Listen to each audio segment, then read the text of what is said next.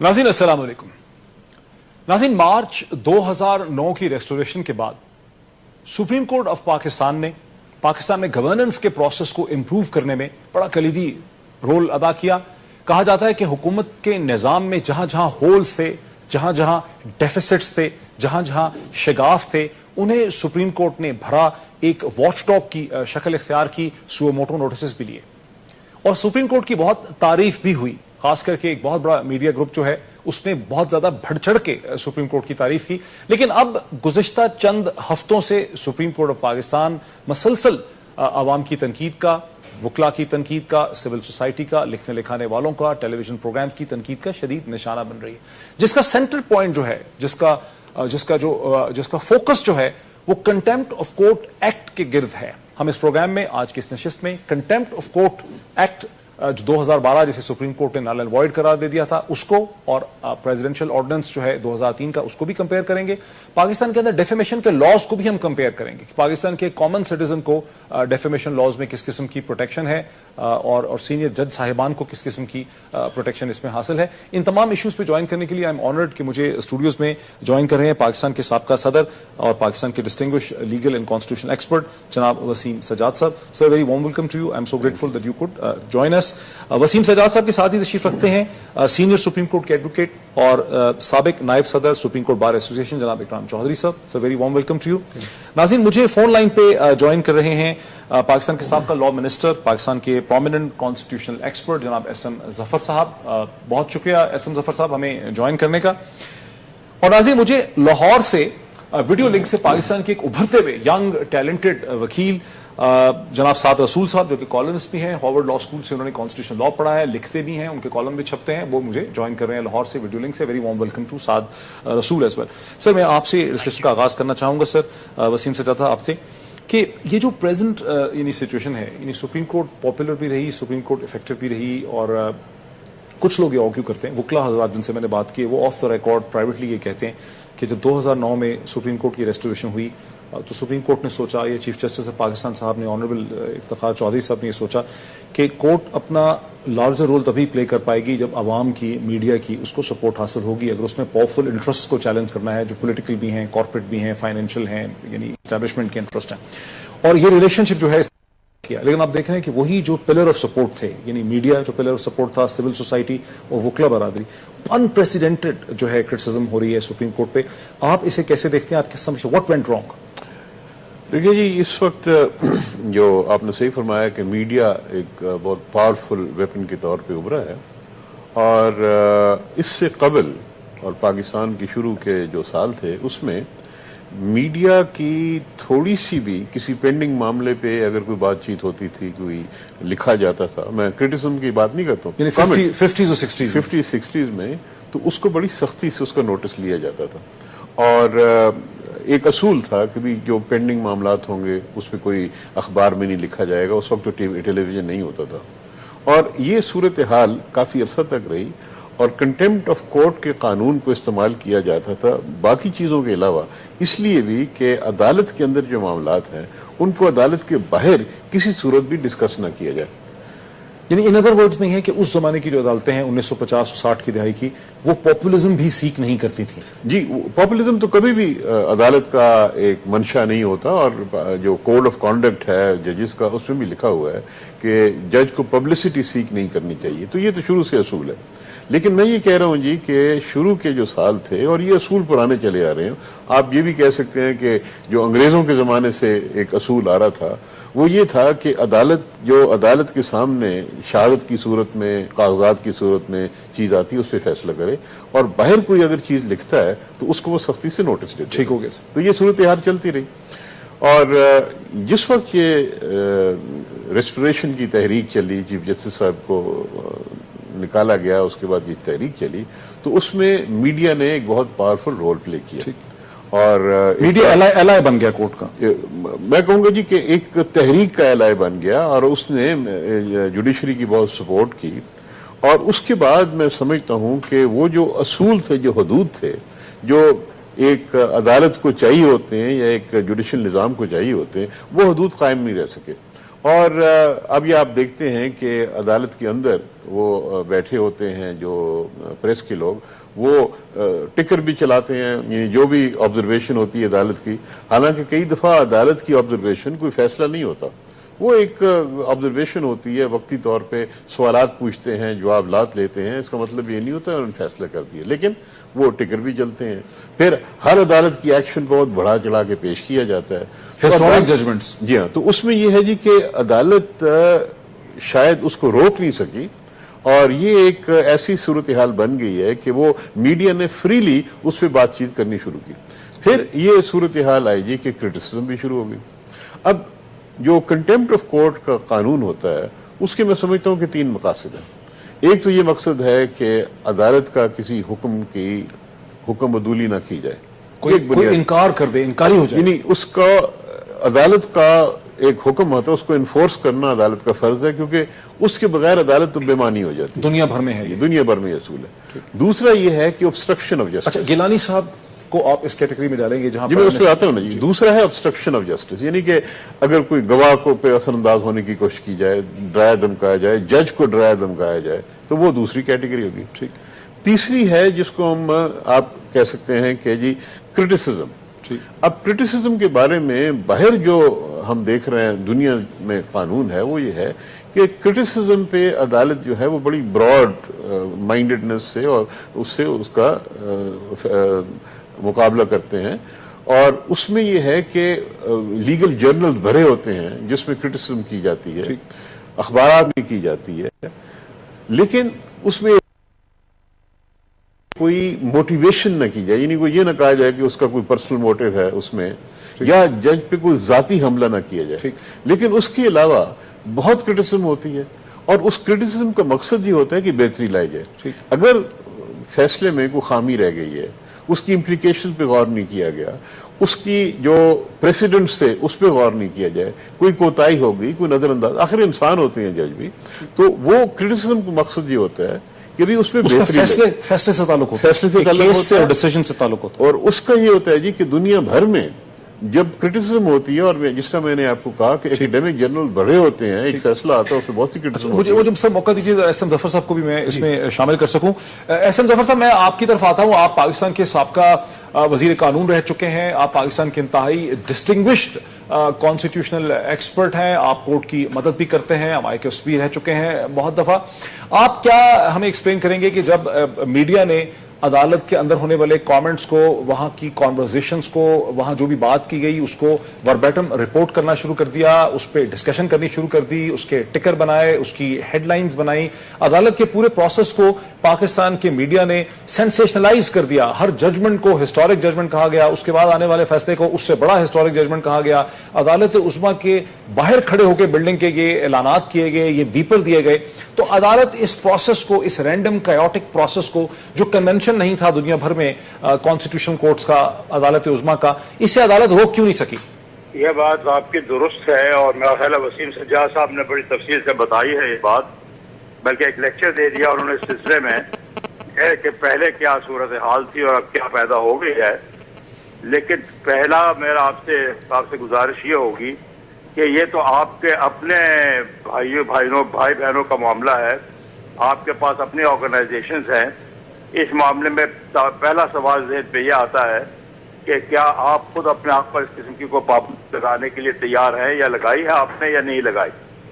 تو جواب یہی ملتا ہے کہ آپ نے بھی ابھی تک اس سلسلے میں کوئی پابندی نہیں لگائی۔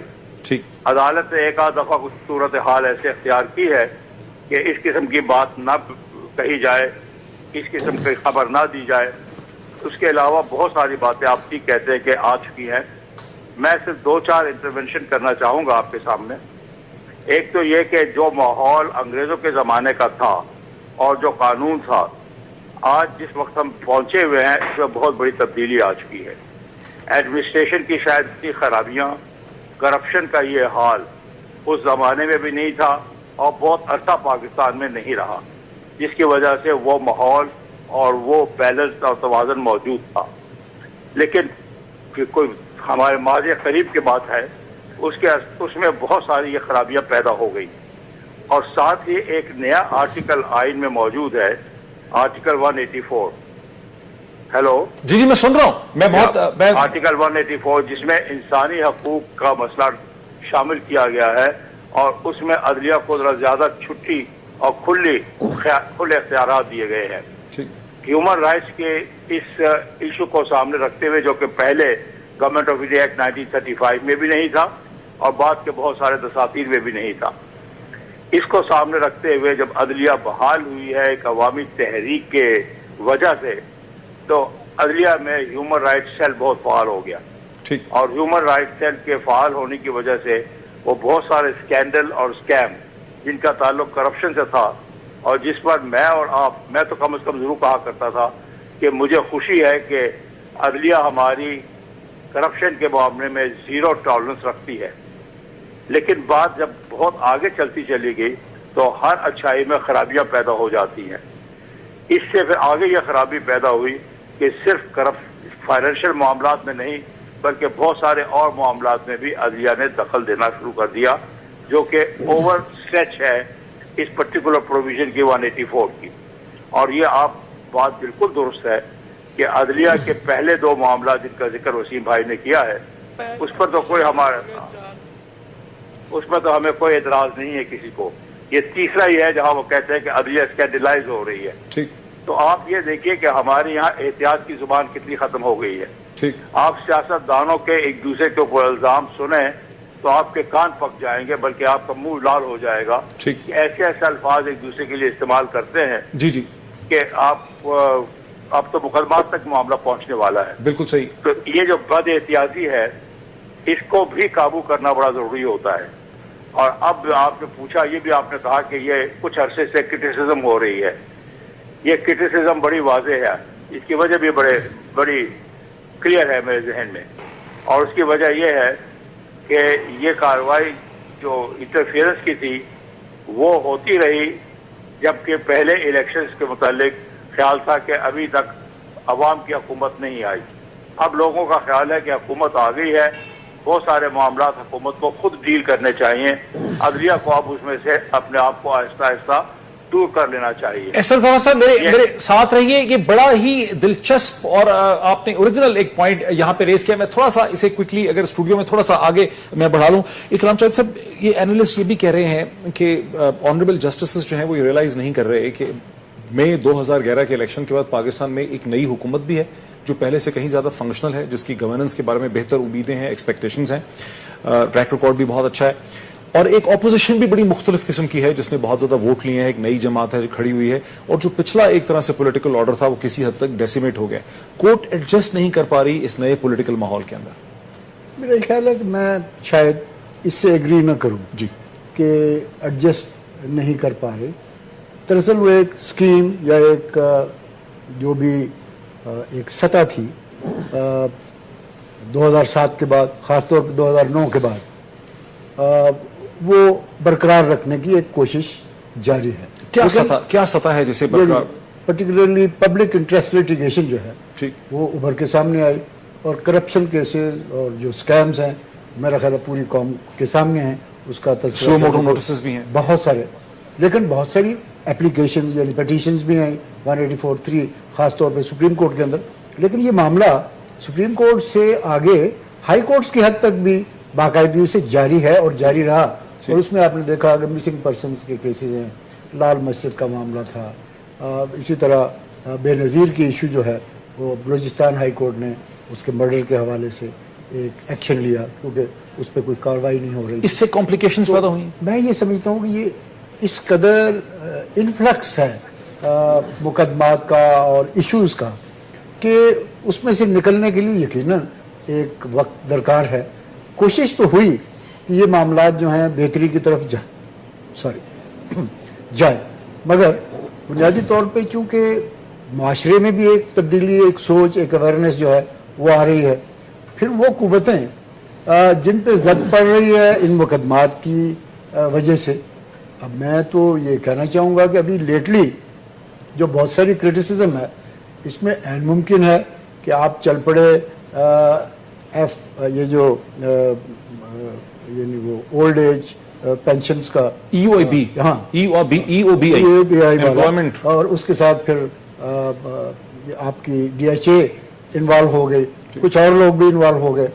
تو وہ کرا رہے ہیں, آپ سمجھتے ہیں کہ DHA میں ایک اوپینین, یہ ایک بات جو ہے یہ چل رہی ہے کہ شاید اس میں وہ قوتیں بھی ہوں جو محسوس کرتی ہیں کہ ان کی وہ جو امپائر ہے شاید اس کو ڈسٹرب کرنے کی ایک دانستہ کوشش ہے. میں اس کو ادروائز شمار کرتا ہوں. میں یہ سمجھتا ہوں الیکشن کے بارے میں بھی شکوک ہے, الیکشن کے بارے میں تو بات ہوئی, وہ تو سب کے سامنے ہے, کیونکہ نوٹسز نہ ہونا دوسرے کینڈیڈیٹس کو بہت بڑی ایشو بن گیا, حتیٰ کہ عمران خان اس حد تک آ گئے کہ کنٹمپٹ کی ایشو جو ہے وہ اب سپریم کورٹ کے سامنے آ گئی. لیکن میں ایک بات پھر کہنا چاہوں گا کہ یقیناً ہمارے نظام عدل میں عدالتوں کو ایک توازن تو ہر صورت برقرار رکھنا ہوتا ہے, کیونکہ وہ توازن ہی عوامی اعتماد اور احترام کا بنیاد مہیا کرتا ہے. یہ وقت کی ضرورت ہے, کیونکہ فیکٹرز کچھ بھی ہوں, قوتیں کچھ بھی ہوں, اس کو ڈسلاج کرنے کے لیے دیکھیں نا بہت سارا. میں ایک بریک لے لوں, بریک کے بعد اس ڈسکشن کو کنٹینیو کرتے ہیں. ہمارے ناظرین, ابھی تک سعد رسول صاحب بھی ہمیں پارٹیسپیٹ نہیں کر سکے ڈسکشن میں لاہور سے, ان کو بھی ہم اس ڈسکشن میں شامل کرتے ہیں. ایک بریک لیتے ہیں, بریک کے بعد ڈسکشن کو آگے بڑھاتے ہیں.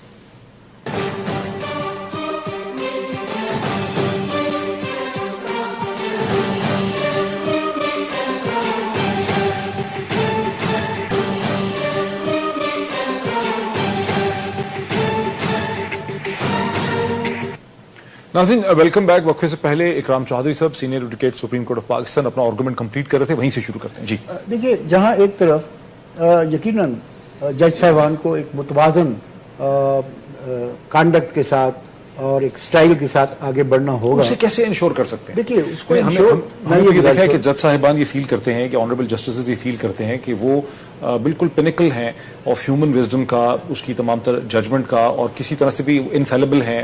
یعنی باقی سب لوگ تو غلط ہو سکتے ہیں لیکن وہ غلط نہیں ہو سکتے. وہ یہ ماننے خیال ہے کہ یہ ویو اس کو یقیناً ہمیں ریویو کرنا ہوگا. اس سے ریویو کرنا ہوگا. کیسے کریں گے ہم؟ کوئی بھی فالبل نہیں, ٹھیک ہے, وہ کوئی اس کے لیے ایسا اسٹینڈرڈ فارمولا ہمیں ضرورت نہیں. آپ تو اکثر کورٹ میں جاتے ہوں گے اپنے کیسز میں, آپ نے دیکھا ہوگا کہ ہم مسلسل یہ سنتے ہیں کہ سینئر سول سرونٹس, ایجنسیز کے لوگ جو کارپوریشنز کو ہیڈ کرتے ہیں, فیڈرل سیکرٹریز ہیں, پالیٹیشنز ہیں, انہیں بینچ سے بہت ہی رف طرح سے ان کو ٹریٹ کیا جاتا ہے, بڑے حد تک سے ان کو ٹریٹ کیا جاتا ہے. یعنی لوگ ملزم نہیں ہوتے ہیں, ان پہ الزام بھی کوئی ٹھیک طرح سے نہیں ہوتا ہے, انہیں کوشچن پوچھنے کے لیے بلایا جاتا ہے. وہ کوئی فیڈرل سیکرٹری ہوتا ہے, کوئی ایڈیشنل جوائنٹ سیکرٹری ہوتا ہے, کوئی کسی آرگنائزیشن کی کارپوریشن کو ہیڈ کر رہا ہوتا ہے, کوئی CDA کو ہیڈ کر رہا ہوتا ہے, کوئی کسی اور باڈی کو ہیڈ کرتا ہے, اور انہیں بڑے ہی حد تک آمیز طریقے سے ان کو وہاں پہ. میرا یہ خیال ہے کہ یہ کمپلین مسلسل ہے.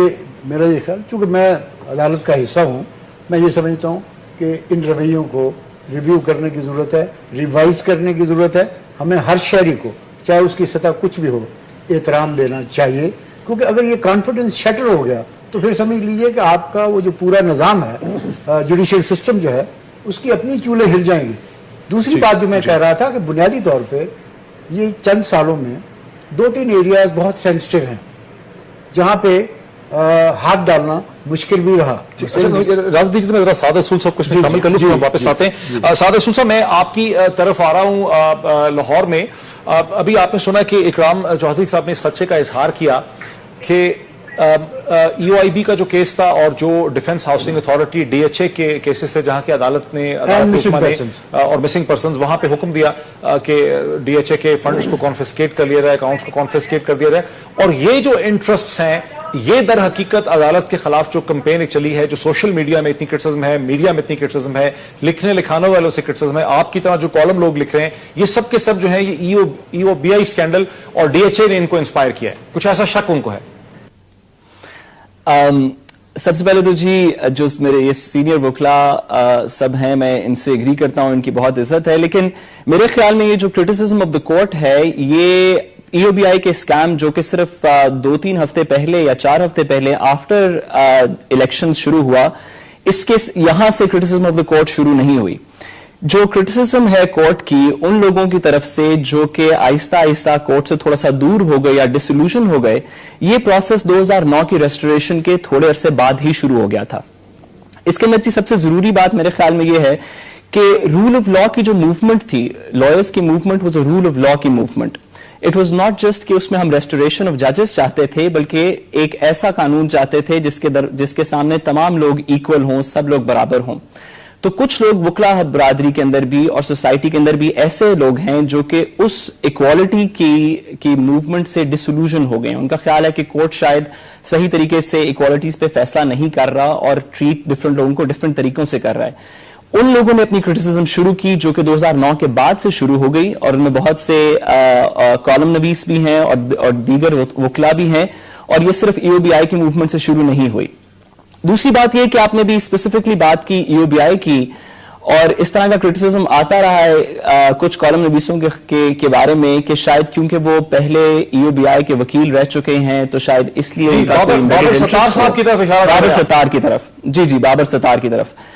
تو میں یہ بتاتا چلوں جی کہ تمام وکلا اپنے کریئر کے اندر ڈفرنٹ موقعوں پہ ڈفرنٹ کمپنیز کو ریپرزینٹ کرتے ہیں, اور بلکہ کسی بھی کرائم کو ریپرزینٹ کرنا یا کسی کرمنل کو بھی ریپرزینٹ کرنا فوجداری کے اندر اس کرمنل کا فنڈامنٹل رائٹ ہے. جسٹ بیکاز لیٹ سے, اور میں یہ نہیں کہہ رہا کہ ای او بی آئی کرمنل ہے, میں یہ نہیں کہہ رہا کہ ڈی ایچ اے کرمنل ہے, میں یہ بھی نہیں کہہ رہا کہ وہ نہیں ہے.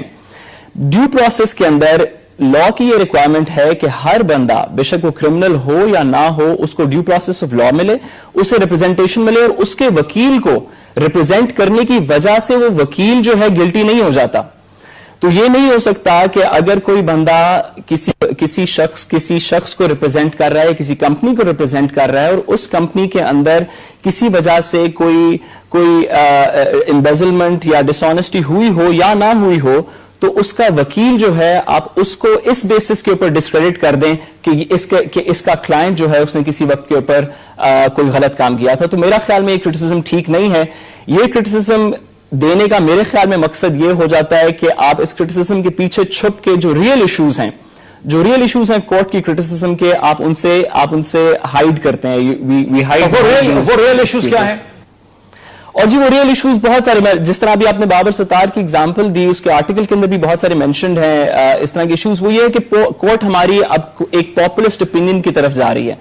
یہ کورٹ جی بہت احترام کے ساتھ, عدلیہ ہم سب کے لیے بہت محترم ہے اور میں خود وکیل ہوں, بٹ کورٹ کا ایک ڈائریکٹ نیکسس ہے پاپولسٹ اوپینین کے ساتھ, اور یہ کوئی بھی بندہ ڈینائی نہیں کر سکتا. دیر از کانسٹنٹ رپورٹنگ, ہر کورٹ کی بات, ہر خبر, ہر ججمنٹ کانسٹنٹلی رپورٹ ہوتی ہے. انفیکٹ بہت ساری ججمنٹس اس طرح کی ہیں, مسنگ پرسنز کیس کا بھی حوالہ دیا گیا. مسنگ پرسنز کیسز کے اندر بہت ساری ججمنٹ, تحریری ججمنٹ کورٹ کی اس طرح کی ہیں جس میں کورٹ نے اسپیسیفکلی یہ کہا کہ ہم شکر گزار ہیں میڈیا کے کہ انہوں نے یہ ایشوز ہمارے پہ ریز کیے. ہر روز آئے دن سو موٹو ایکشنز جو ہیں, جو رجسٹرار صاحب جو نوٹ پٹ اپ کرتے ہیں وہ بیسڈ آن میڈیا رپورٹس پٹ اپ کرتے ہیں.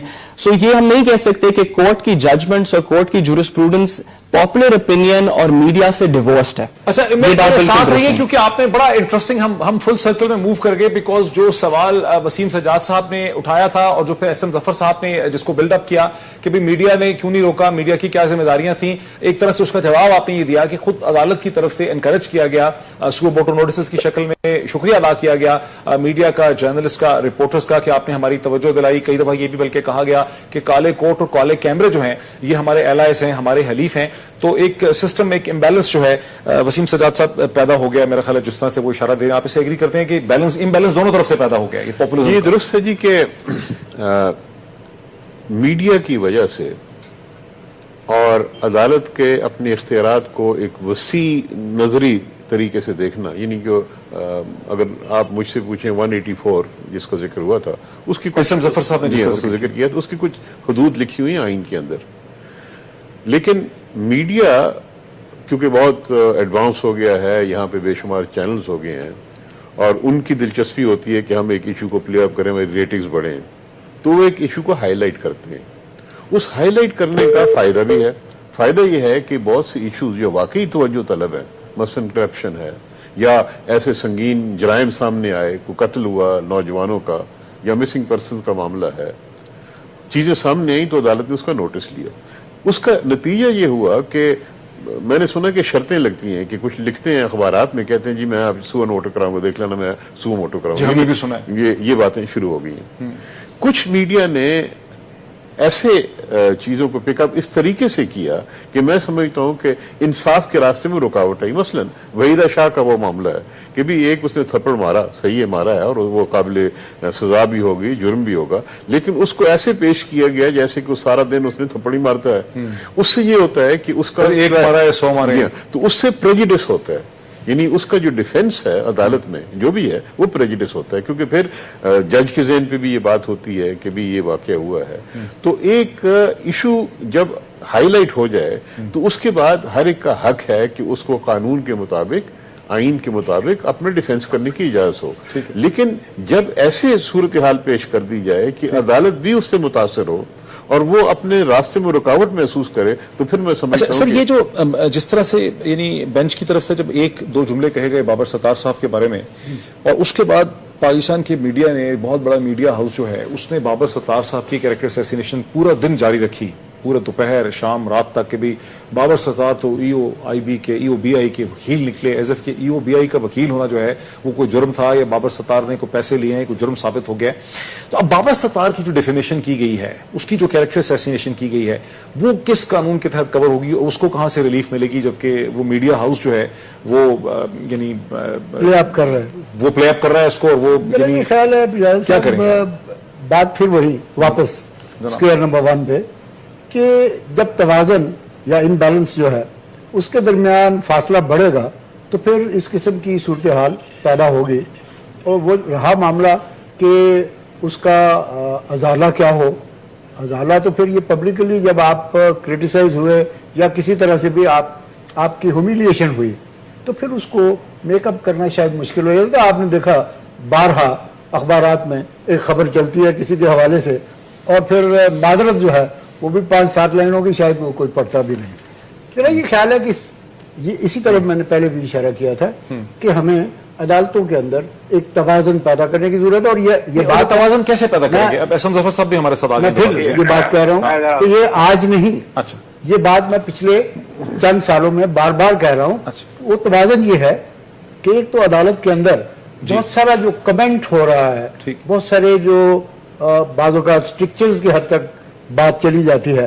میرا یہ خیال ہے کہ اس کو with in ethics, with in وہ ایتھکس اور وہ کنڈکٹ جو واقعی ایک جج کے لیے تقاضا کرتا ہے اس کو آپ امپروو کریں گے. اور یہ کرنا پڑے گا ہمیں، کیونکہ اگر ایسا نہیں ہوگا تو یہ کرٹیسزم جس طرح اس وقت میڈیا میں آ گئی تو میرا یہ خیال ہے کہ اب تو صورتحال اتنی بگڑ گئی ہے. مجھے ذرا میں سمجھ گیا آپ کی بات. میں احسن ظفر صاحب، میں آپ کی چونکہ لائن ڈراپ ہو گئی تھی، میں آپ کی طرف آنا چاہ رہا تھا کہ ایک تو توازن کا ایشو ہے جس کی طرف اکرام چودھری صاحب جو ہیں وہ بار بار توجہ دلا رہے ہیں اس نشست کے اندر، لیکن دوسری طرف جو کنٹیمپٹ آف کورٹ کا ایکٹ ہے، ہم دیکھتے ہیں کہ جنرل مشرف صاحب کا جو ایک یوسرپر تھے، انہوں نے پریزیڈنشل آرڈیننس بنایا 2003 کا، اور میں نہیں ان کو یوسرپر کہہ رہا، عدالتیں بار بار ان کو یوسرپر کہہ رہی ہیں، پالیٹکس میں لوگ ان کو یوسرپر کہہ رہے ہیں، پورا معاشرہ ان کو یوسرپر کہہ رہا ہے. لیکن جو ہم نے آرڈیننس بنایا ہوا ہے کنٹیمپٹ آف کورٹ کا، وہ اس یوسرپر کا بنایا ہوا ہے جسے 2012 کی جولائی میں سپریم کورٹ آف پاکستان نے دوبارہ سے کنفرم کر دیا، ری افرم کر دیا. اور جو پارلیمنٹ نے یعنی نیشنل اسمبلی اور سینٹ نے جو ایکٹ بنا کے بھیجا کنٹیمپٹ آف کورٹ ایکٹ 2012، اس کو عدالت عظمیٰ نے اسٹرائک ڈاؤن کر دیا. اس کا کیا سولوشن ہے سر؟ What is a way forward? میرا خیال ہے کہ اب ہمارا موضوع اس مقام پہ پہنچا ہے جس کو میں سب سے اہم کہوں گا کہ عدلیہ کس طریقے سے توازن قائم کرے اپنے موجودہ صورتحال میں. یہ توازن قائم کرنے کے لیے عدلیہ نے از خود ضرور فیصلہ کرنا ہوتا ہے، لیکن ہماری جانب سے بھی اور آپ کی جانب سے بھی عدلیہ کو اس سلسلے میں تعاون کرنے کی ضرورت پڑ جاتی ہے، کیونکہ عدلیہ بھی جس طرح ذکر کیا گیا، اور صحیح بات ہے کہ وہ بھی بشر ہیں، انسان ہیں، ان کو گائیڈنس کی انہیں کی ضرورت پڑتی ہے. They are not the people who know ایوری تھنگ. تو پوزیشن یہ ہے کہ عدلیہ نے جہاں تک دخل دی ہے اس کو تو عوام نے بھی برداشت کیا ہے، پسند کیا ہے، اور میرا خیال ہے کہ اس سے بہت ملک کو بھی فائدہ ہوگا. لیکن جب عدلیہ تمام سوشل ایونٹس کو درست کرنے کی کوشش کرے، جو کہ معلوم ہوتا ہے کہ ہماری موجودہ عدلیہ کر رہی ہے، تو اس کا نتیجہ وہ ہوگا جو اب آپ دیکھ رہے ہیں کرٹیسزم کی صورت میں.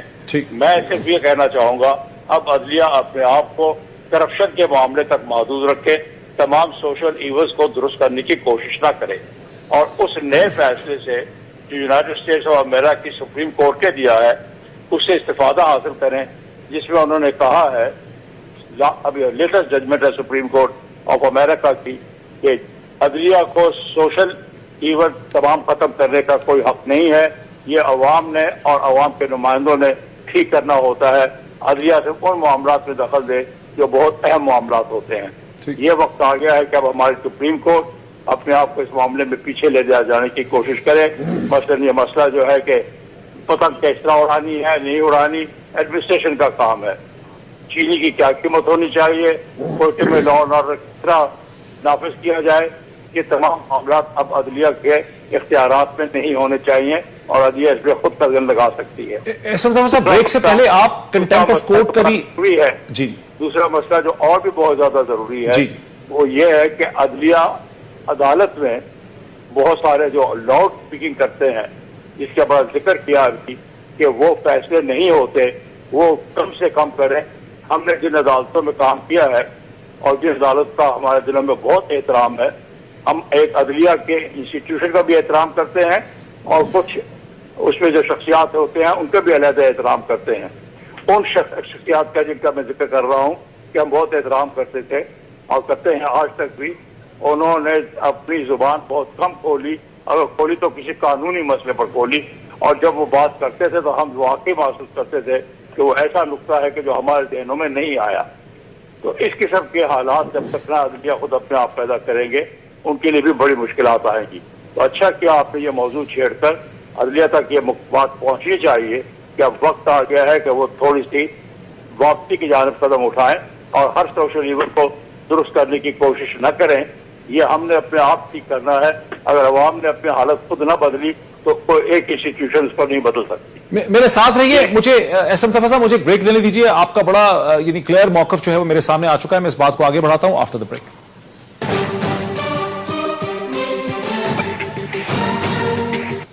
नाज़रीन वेलकम बैक। वक्फे से पहले एसएम ज़फ़र साहब ने इस बात को रिएफर्म किया कि अदालत का जो निज़ाम है और जिस तरह से अदलिया काम कर रही है उसमें एक तवाज़न पैदा करनी, जो बात इकराम चौधरी साहब ने पहले कही थी उसे एसएम ज़फ़र साहब ने रिएफर्म किया। उन्होंने कहा कि अदलिया को वापसी का सफ़र करना पड़ेगा।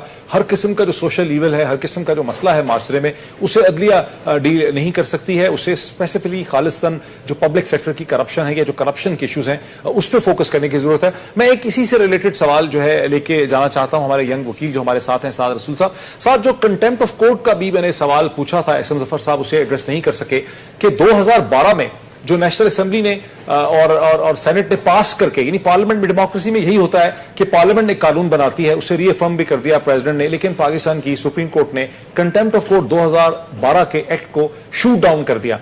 इससे वे फॉरवर्ड क्या है? यानी अब एक नया एक्ट अगर आएगा तो किन बुनियादों पर आना चाहिए? उसमें क्या खराबियां थी आपके हिसाब से? जी जो 2012 का कंटेम्प्ट ऑफ कोर्ट का एक्ट था, उस एक्ट के ऊपर पहले उसकी टाइमलाइन समझनी बड़ी जरूरी है, ये समझने के लिए कि सुप्रीम कोर्ट ने उसे क्यों स्ट्राइक डाउन कर दिया। मेरे ख्याल में वो जजमेंट बिल्कुल ठीक जजमेंट थी। मेरा सुप्रीम कोर्ट से बहुत दफा काफी जजमेंट्स पे इख्तलाफ भी रहा है, मैंने उस बारे में लिखा भी है, बट ये वो वाली जजमेंट ठीक जजमेंट थी। इसलिए ये वाला कंटेम्प्ट ऑफ कोर्ट लॉ का जो एक्ट है ये आया उस वक्त जब यूसुफ रजा गिलानी साहब एज प्राइम मिनिस्टर डिसमिस हो चुके थे एंड सेकंड प्राइम मिनिस्टर जो है उनके ऊपर कंटेम्प्ट लगने वाली थी।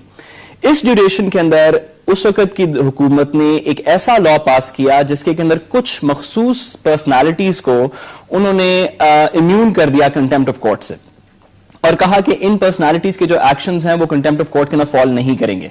ये वाली बात चैलेंज हो गई सुप्रीम कोर्ट और स्पेसिफिकली इस बात के ऊपर चैलेंज होगी। वैसे तो काफी सारे उसके अंदर चैलेंजेस थे, लेकिन जो दो तीन मेजर उसके अंदर मौजूआत थे उनमें सबसे पहली ये बात थी कि आर्टिकल 204 ऑफ द कॉन्स्टिट्यूशन जिसके अंडर कंटेम्प्ट लॉ बनता है वो ये कहता है कि any person court shall be able to punish any person for contempt. उसके अंदर कोई डिस्टिंग्विशमेंट नहीं की गई कि कौन कौन से लोग उसके अंदर से एग्जेम्प्ट होंगे या इम्यून होंगे।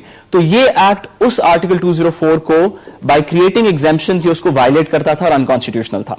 साथ ही साथ ये भी बात थी कि इस एक्ट के अंदर ये लिखा गया कि अगर किसी की कन्विक्शन हो जाएगी कंटेम्प्ट में तो उसकी जब अपील फाइल होगी तो उसके अंदर ऑर्डर ऑलरेडी ऑर्डर है, जो पहला ऑर्डर हो चुका है वो ऑलरेडी सस्पेंड हो जाएगा और उसके बाद एक नया बेंच तश्कील किया जाएगा जो कि इलेदा पूरे कंटेम्प्ट की प्रोसीडिंग सुनेगा और बड़ा लॉन्ग एंड प्रोट्रैक्टेड मेथड था। ये वाली प्रोसेस इसलिए डाला गया उस लॉ के अंदर ताकि अगर कंटेम्प्ट हो भी जाए नए प्राइम मिनिस्टर को तो प्रोसेस इतना प्रोट्रैक्टेड हो जाए کہ حکومت کو ایڈیشنل ٹائم مل جائے اپنی ٹرم پوری کرنے کے لیے. This was the derived legislative. میں آپ کا بڑا اچھا آپ نے یہ کر دیا, بڑا اچھا آپ نے ایکسپلین کیا. ذرا مجھے یہیں پہ آنے دیجیے وسیم سجاد صاحب کی طرف. عدالت سر یہ بھی تو کر سکتی تھی سپریم کورٹ کہ اس پہ اپنی آبزرویشن دے کے ان دونوں چیزوں کو اسٹرائک ڈاؤن کر کے کہ چونکہ ایکویلٹی بفور لا ہوتی ہے, آپ پرائم منسٹر کو, پریزیڈنٹ اور گورنرز کو اس میں سے نکال نہیں سکتے, اور جو اپیل کا پروسیس ہے یہ بھی کانسٹیٹیوشنلی ہم سمجھتے ہیں کہ متصادم ہے کانسٹیٹیوشن کی باقی یعنی دفعات سے, اس کی ایک اسپرٹ کے ساتھ متصادم ہے, اس کو واپس بھیج دی. سپریم کورٹ نے تو یہ کیا کہ نیشنل اسمبلی اور سینٹ کے بنائے ہوئے قانون کو ختم کر دیا انہوں نے اور واپس لے آئے جنرل مشرف کا. جی یہ سعد نے بالکل صحیح کہا ہے جی, ایگری کرتے ہیں ہم کہ جو قانون بنا تھا 2012 میں وہ پارلیمنٹ نے بنایا تھا. سپریم کورٹ میں جب یہ معاملہ آیا تو انہوں نے نشاندہی کی کہ بھی یہ جو شکیں ہیں یہ آئین سے متصادم ہیں, اور ان کو انہوں نے صحیح طور پہ سیٹیسفائڈ کر دیا. اس کے بعد مناسب یہ ہوتا ہے کہ یہ معاملہ دوبارہ پارلیمنٹ میں جاتا ہے, لیکن ایسا نہیں ہو سکتا. اور سپریم کورٹ کی جو ہدایات تھیں یا ان کی جو آبزرویشن تھی اس کی روشنی میں پارلیمنٹ اس کو دوبارہ کنسیڈر کرتی. آج جو قانون ہے 2003 لیکن ایسا کیوں نہیں ہوا؟ جی یہ سپریم کورٹ نے فیصلہ کیا, اور میں سمجھتا ہوں کہ مناسب یہ ہوتا کہ وہ واپس چلا جاتا.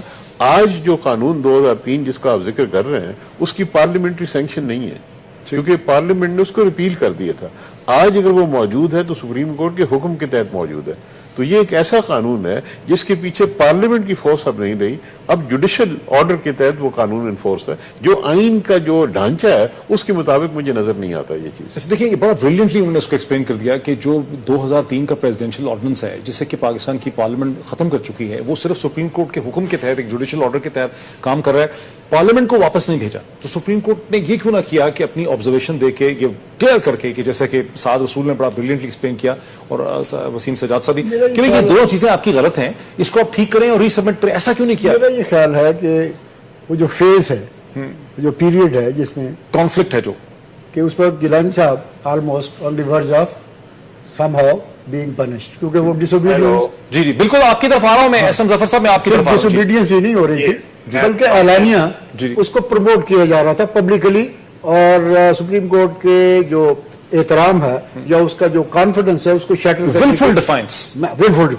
اب میں جو بات کہنا چاہوں گا اس حوالے سے, پہلی بات تو یہ ہے کہ 2003 کا وہ آرڈیننس اس کو اگر تفصیلت دیکھا جائے تو بڑا کمپریہنسو ہے, speaking for my self, even اگر ڈکٹیٹر نے بنایا اور رہا معاملہ یہ کہ واپس کیوں نہیں بھیجا گیا, تو میرا یہ خیال ہے کہ اس کی ایک ایک شک ایک دوسرے کے ساتھ ٹکرا رہی تھی اور آئین سے تو متصادم تھی ہی. پارلیمنٹ کا تو حق ہے نا قانون بنانا, اس کا رائٹ ہے. میں یہ گزارش کرتا ہوں کہ کیوں نہیں پارلیمنٹ نے وہی آرڈیننس اس کی امپروومنٹ کر کے آپ اس کو بہتر شکل میں قوم کے سامنے لے آتے تو یہ سارا تنازع پیدا نہ ہوتا. 2 منٹ ہے, ایس ایم ظفر صاحب کی طرف میں آتا ہوں. ایس ایم ظفر صاحب اس کا اب سولوشن کیا ہے, وے فارورڈ کیا ہے کہ پارلیمنٹ نے جو جی میں اس بحث کو بائی پاس کرنا چاہتا تھا جی لیکن آپ نے چونکہ اس پر گفتگو شروع کر ہی دی ہے. جی وجہ اس کی یہ ہے کہ سپریم کورٹ کا اپنا بھی قانون موجود ہے جو ان کے رولز آف پروسیجر میں ہے کہ کنٹمپٹ آف کورٹ کے سلسلے میں کیا پروسیجر اڈاپٹ کرنا ہے اور کس طرح کارروائی کو چلانا ہے. اور اگر کوئی قانون بھی نہ ہو, نہ 2003 کا ہو نہ 2012 کا ہو, کوئی قانون بھی نہ ہو, تو یہ ایک سو جورس جوریڈکشن ہوتی ہے جس کا مطلب یہ ہوتا ہے کہ عدلیہ از خود ہر کنٹمپٹ کے معاملے میں اپنا پروسیجر اڈاپٹ کر سکتی ہے.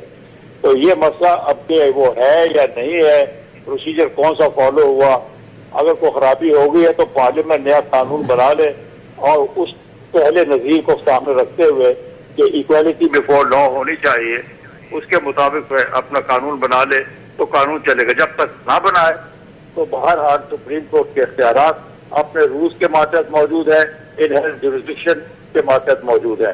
تو اکثر مسئلہ تو یہ ہے کہ سپریم کورٹ کے پاس یہ اختیارات ہونے چاہیے اور ہیں, اور اگر ہیں ہائی کورٹ کے پاس بھی رہیں گے اگر ہیں, کیونکہ یہ ایک عدلیہ کے ساتھ لازم و ملزوم چیز ہے. یہ انڈیپینڈنس اس کے بغیر مینٹین ہو نہیں سکتی, اس کا اسپیرنگلی استعمال ہو. اور آج وقت آ گیا ہے کہ عدلیہ واپس کی جانب جائے, آپ اس جانب زور دیجیے, اس سے بہتری انشاءاللہ آئے گی. बहुत शुक्रिया एस एम जफर साहब हमें ज्वाइन करने का। यहाँ पे नाज़रीन हमारा वक्त जो है बिल्कुल खत्म हो गया। डिस्कशन बहुत ही दिलचस्प थी। मैं चाहता था इसको मजीद कंटिन्यू किया जाए लेकिन वक्त हमारा खत्म हो गया। इकराम चौधरी साहब आपका बहुत शुक्रिया, वसीम सज्जाद साहब आपका हमें स्टूडियो में ज्वाइन करने का बहुत शुक्रिया। इसी तरह लाहौर स्टूडियो से हमें ज्वाइन किया साद रसूल साहब ने। और नाज़रीन मैं इसी चीज़ पे इख्तिताम करता हूँ जिस चीज़ को रीअफर्म किया है, जिस पे रीअसर्ट किया एस एम जफर साहब ने कि ये वक्त है ऑनरेबल चीफ जस्टिस के सामने कि वो सोचें कि अदलिया जिस रास्ते पर चल पड़ी है, जितने ब्रॉड एम्बिट पे वो काम कर रही है, जितनी चीजों में उसने अपने आप को उलझा लिया है, उससे वापसी का सफर जो है वो शुरू करे। इस इशू पे हम यकीनन फिर भी बात करते रहेंगे। बहुत शुक्रिया।